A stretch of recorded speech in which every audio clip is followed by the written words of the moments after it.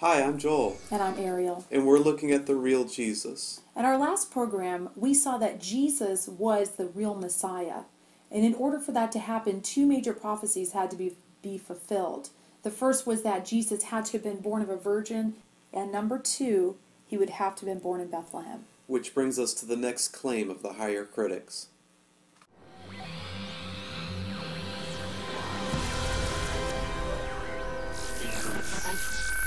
The idea that Jesus did not claim to be God is often put in a more simple way. The word Messiah did not mean the Son of God. It simply meant the Anointed One. Here's an interesting article by a really great friend of mine, J.P. Holding. That's entitled, Did Jesus Really Claim to Be God? JP is a guy who's actually here from Central Florida and is one of the foremost Christian apologists in the World Wide Web today.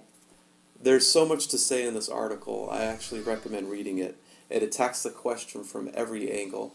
Here's a little clip of our producer Jay Rogers having an interview with J.P. Holding. Check it out. Well, there are any number of places where Jesus does claim to share the divine identity of Yahweh, the God of the Old Testament, but I think perhaps the most clear are the places where he identifies himself with the one like a Son of Man in Daniel 7. Jesus repeatedly refers to himself as the Son of Man, and the imagery he uses corresponds with that in Daniel 7. The most pertinent example, I think, comes from the time when he was before Caiaphas in the trial before the Sanhedrin, and he said that you will see the Son of Man, meaning himself, seated at the right hand of the Father. Having himself seated like that at the right hand signified that he believed that he deserved the same honor and accord that God himself had, and that can only indicate that he believed himself to have the same identity as God or as Yahweh of the Old Testament. So Daniel 7:13 says specifically, I was watching in the night visions, and behold, one like the Son of Man coming with the clouds of heaven. He came to the Ancient of Days, and they brought him near before him, and to him was given dominion and glory and a kingdom, that all peoples, nations, and languages should serve him. His dominion is an everlasting dominion which shall not pass away, and his kingdom is the one which shall not be destroyed. Well, the figure in Daniel 7 is portrayed as one given a certain amount of equality to God. He is seated on a throne with the Ancient of Days, and to be seated in the presence of God for them meant that you had honor equal to that of God. So this figure was clearly intended to be understood as in some sense equal to God. There are places where Jesus identifies himself specifically with a figure known from Proverbs 8 and also from the Jewish intertestamental literature called wisdom. Wisdom was considered a hypostasis, or perhaps you could say an attribute of Yahweh, and therefore equal to Yahweh in terms of identity. There are several places in the Gospels where Jesus identifies himself with that figure, such as when he speaks of himself as using the finger of God to heal people. That's something wisdom would be expected to be doing. Perhaps the most clear example of Jesus equating himself with the divine wisdom of pre-New Testament Judaism is in which we have parallel passages in Matthew and Luke, in which Jesus says, in one version, therefore the wisdom of God said, I will send prophets, and in the other version he says, therefore I will send prophets. In both cases, he's speaking of himself in the role of wisdom, in the role of divine wisdom, whose job it was to send prophets. And in that case, he is clearly referring to himself in terms of divine wisdom. Before Abraham was I am would be a significant claim inasmuch as it would give himself pre-existence. The I am phrases are often connected with Exodus and the burning bush episode, in which it is said to Moses, tell them that I am has sent them.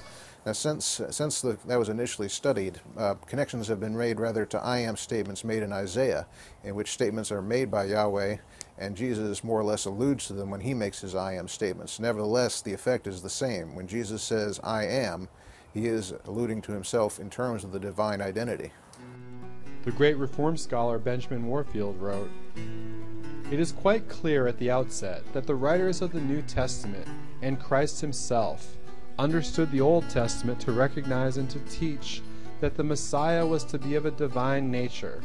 For example, they without hesitation support their own assertions of the deity of Christ by appeals to Old Testament passages in which they find the deity of the Messiah afore proclaimed.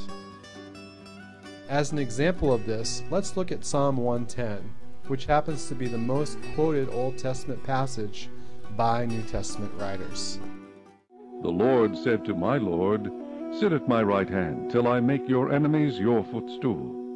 Jesus himself brought this prophecy into focus when he confronted the skeptics of his day. While the Pharisees were gathered together, Jesus asked them, saying, "What do you think about the Christ? Whose son is he?" They said to him, "The son of David." He said to them, "How then does David in the Spirit call him Lord, saying, 'The Lord said to my Lord, Sit at my right hand till I make your enemies your footstool'?